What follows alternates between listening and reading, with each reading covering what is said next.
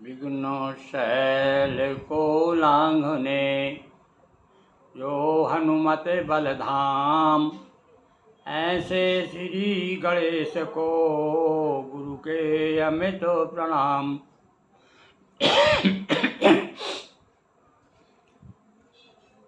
विघ्न सिंधु को लांघने, विघ्न सिंधु को लांघने जो अगस्त अभिराम, ऐसे श्री गणेश को बारंबार प्रणाम। बंदो हनुमत लखन संग रिपुहन भरत सुजान, सिया राम जी को नमन गाऊं मानस गान, सियावर रामचंद्र पद जय शरणम। आस्थावान सज्जनों, परात्पर परम ब्रह्म महाविष्णु के अवतार भगवान श्री राम संगबेरपुर से अपने सचिव सुमंत जी को विदा कर रहे हैं। प्रातःकाल हो गया है।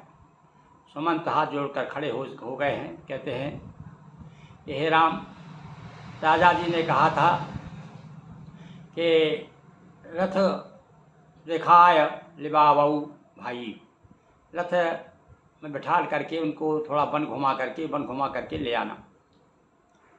आपकी क्या आज्ञा है? अब तो सीधा सीधा उत्तर तो नहीं दे रहे हैं राम जी। देखिए उनकी विनम्रता देखिए, और ये देखिए अपने बड़ों को किस प्रकार से मना किया जाता है। ये देखिए क्या कहते हैं वो। कहते हैं,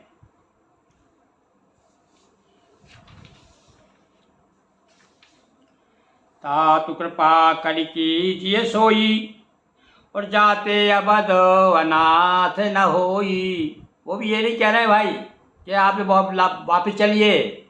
सुमंत जी भी क्या कह रहे हैं कि हे तात, हे राम, कुछ ऐसा करो जिससे कि इस समय अयोध्यापुरी अनाथ जैसी हो गई है। ऐसा कुछ करिए कि उनका दुख दूर हो जाए। तो मंत्री राम उठाय प्रबोधा, तात धर्म सममत सब शोधा।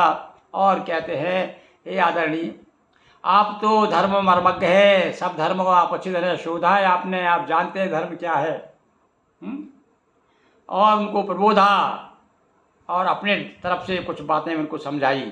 और क्या कहा, इसी शिवी दधी च हरिचंद नरेशा। और देखो हमारे कुल में हरिचंद जैसे राजा हो गए हैं, जो जिनकी कथा आप जानते हैं कि चांडाल के यहाँ पर बिक गए थे, और उनकी रानी एक ब्राह्मण के यहाँ पर, पुत्री ब्राह्मण के यहाँ पर सेवकनी बन करके रह रहे थे। और किसके लिए? तो कहते हैं अभी आज भी उनका नाम लोग कहते हैं, अरे बड़ा सत्य धर्म, बड़ा सत्यवादी बना हुआ, अरे बड़ा हरिश्चंद्र बना है। तो आज भी उनका नाम लिया जाता है। जैसे दानी की बात आती है, अरे भैया बड़ा राजा धर्म, बड़ा बलि दानी बना फिरता है। तो ऐसे पुरुषों का जिन्होंने कुछ कर गए हैं, तो आज भी हम उनको याद करते हैं। तो उन्होंने सत्य के लिए सारी तकलीफ़ें उठाई, मतलब संकेत कर रहे हैं कि देखो ठीक है, मेरे सामने दिख रहा है, आपको भी मालूम है, मुझे भी है कि मैं संकट के समुद्र में जा रहा हूँ, पाँव रख रहा हूँ। विपत्तियाँ ही विपत्तियाँ हैं, और वन में घर जैसा सुख मिलेगा क्या वन में?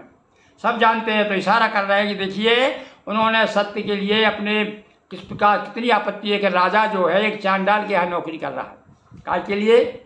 अपनी बात को रखने के लिए। तो वही बात उसी वंश में मेरा जन्म हुआ है। संकेत कर रहे हैं कि सत्य के लिए तो रघुकुल रीत चल सदा चल आई।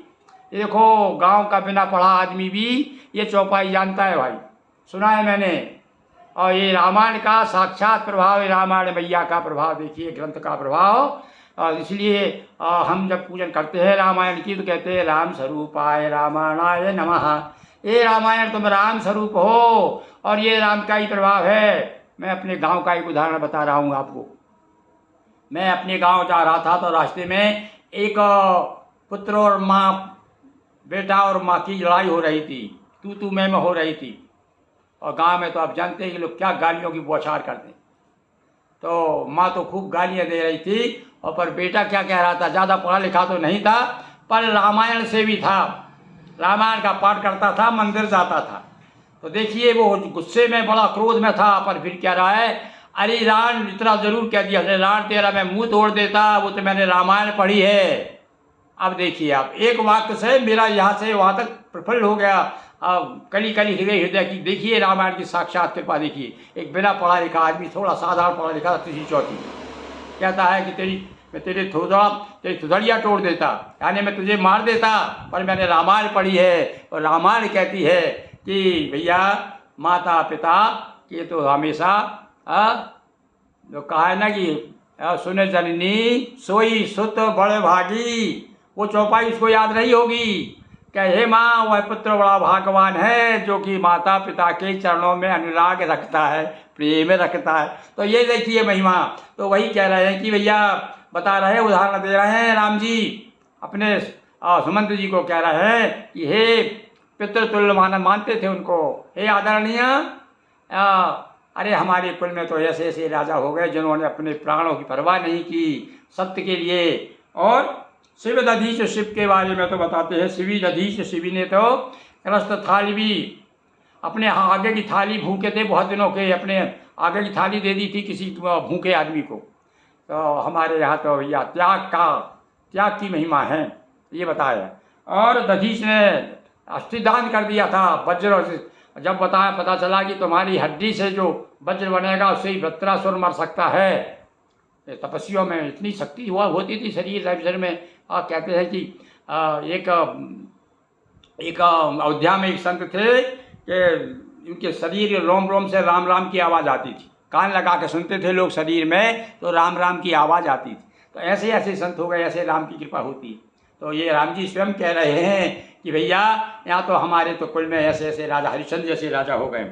दशहे धर्म हित कोटि कोटि कलेशा, एक दो ने छोटे मोटे नहीं, सारे इससे बड़े, इससे बड़ा कलेश क्या हो सकता है। एक राजा जो है और एक चांडाल क्या नौकरी कर रहा है, कल्पना कीजिए आप। मुँह कहने में तो बड़ा सरल है साहब, रोंगटे खड़े हो जाते हैं जब आप विचार करते हैं कि कैसे कैसे लोगों ने कितने संकट सहे हैं। तो वही बात याद दिला रहे हैं राम जी। रंति देव, सुधार्थ रंति देव ने दिया कष्ट थालवी, रंति देव ने अपने हाथ की थाली सरका दी थी। शिवी ने अपनी जांग का वो काट करके कबूतर को, कबूतर उड़ता हुआ आया था, एक शिकारी पीछे पीछे लगा उसके, तो वो आकर के गोद में आ गया था। तो उसने कहा कि अतिथि देवो भव, और जो मेरी शरण में आता है उसकी रक्षा करना राजा का धर्म है। तो उसने कहा कि ये मैं सौ कबूतर तुमको नहीं दूंगा। उसने कहा कि मेरा शिकार है, मुझे चाहिए इतना ही मांस दो आप अपना। तो कहते हैं कि अपना मांस काट के दे दिया था उन्होंने, किसने, शिवी ने। तो शिवी दधीच दक्षिण ने हड्डियाँ दे दी, उन्होंने जंगा का मांस दे दिया, रंतिदेव ने अपनी थाली दे दी, हरिश्चंद्र स्वयं बिक गए। ऐसे ऐसे राजा हो गए भैया, ये उदाहरण दे रहे हैं राम जी।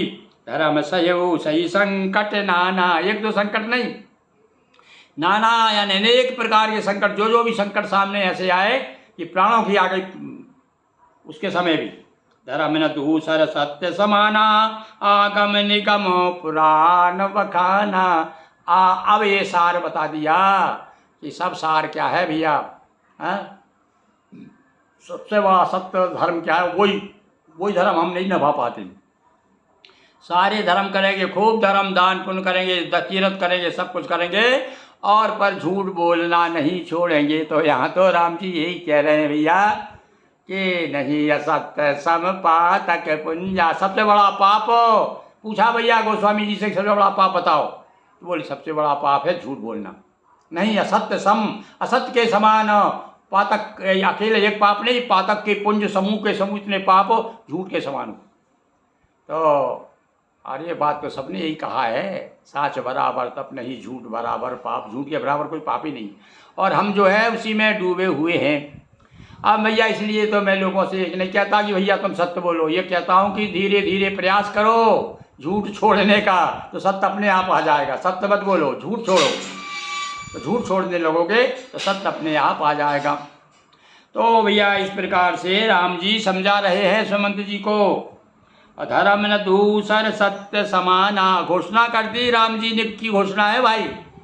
क्या घोषणा है राम जी की कि इसके बड़ा समना, और कहीं कहीं का परित सरित धर्म नहीं भाई, ये धर्म के अलग अलग अंग हैं। जैसे हाथ के, एक हाथ है, शरीर पूरा शरीर है, तो ऐसे ही धर्म रूपी शरीर का एक हाथ जो है सत्य है, एक है सेवा है, एक है दूसरों की भलाई करना है। तो ये नाना प्रकार के जो आप जैसे जैसे पूजेंगे, इसमें प्रवेश करेंगे ग्रंथ रूपी समुद्र में, तो आपको नई नई चीज़ें मिलेगी। तो यहाँ पर तो अब इस समय सत्य की बात चल रही है, सत्य के लिए आए हैं। काय की रक्षा के लिए राम जी को वन जाना क्या जरूरत थी? भाई भवन छोड़ के वन, भवन और वन, भवन में भी वन है, पर भवन में जो भाया मन में भाता है वो वन, और ये जो है कौन को भाता है भैया वन? तो किंतु सत्य के लिए भवन छोड़कर वन आए हैं राम जी। मोह सोई धर्म है सुलभ कर पावा, और वह धर्म मेरे लिए सुलभ हो गया है, प्राप्त हो गया है। अब वो माध्यम कोई भी हो, पिताजी का माध्यम रहा, माँ का रहा, कुछ भी, पर मुझे लिए तो मैं दुर्लभ नहीं, अब सुलभ है मेरे लिए। तो मैं तजता हूँ पूर्व अपजस छावा तजती हूँ। और यदि मैंने त्याग दिया तो क्या होगा? संसार में सबसे बड़ा क्या है? अपयश। और कोई नहीं चाहता कि मरने के बाद में उसकी कोई बुराई करे। पापी से पापी भी कहेगा, बुरा से बुरा आदमी सोचता है कि मरने के बाद तो कोई उसको नहीं। पर कुछ लोग तो इतने भी कहना चाहिए कि इतने ज़्यादा बेशर्म है कि कहते हैं कि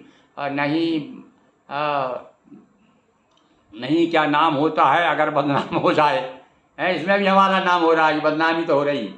तो भैया ऐसे लोगों के लिए कोई गुंजाइश नहीं है हमारे शास्त्र में। वो तो कहते हैं कि अपना जीवन जो है सत्य के लिए समर्पित कर दीजिए। संभावित कहूँ अपजस लाऊ, मरण कोटि मसमदारो निदाऊ। बड़ा दुख देने वाला है भैया जो प्रतिष्ठित है। अब प्रतिष्ठित क्यों कहा? अरे भैया राजवंश में जन्म लिया है हमने, राजकुमार हैं, कोई साधारण छोटे मोटे आदमी थोड़ी हैं। तो हमारे लिए तो मरने के समान है। यदि अपजस होता आप कि भैया फलाने भैया फलाने राजा का लड़का, तो हम लड़का तो लड़का, लड़के के बाप का भी बदनामी होती। कहते अरे किसका लड़का था भाई ये? तो तुम सनतात बहुत का कहूँ दिए उतर। और आप तो मेरे पिता के समान हैं, आपसे और मैं क्या कहूँ उत्तर देते में पाप लगता है। बड़ों को कहना, देखिए विनम्रता देखिए राम जी कि बड़ों को उत्तर देना, एकदम से मना कर देना, वो भी पाप का भागी हो जाता है उत्तर देने वाला। तो पितुपद गई कई कोटि नति, विनय करव कर जोर। आदरणीय सुमंत जी, हमारे पिताश्री को बार बार प्रणाम करके कहना कि आप हमारी चिंता ना करें, आपकी कृपा से हम जहाँ भी जाइए, माता पिता का आशीर्वाद रहता है तो बालक कहीं भी चला जाए सुखी रहता है। बोलिए सियावर रामचंद्र पद जय शरणम। हर हर महादेव शंभो।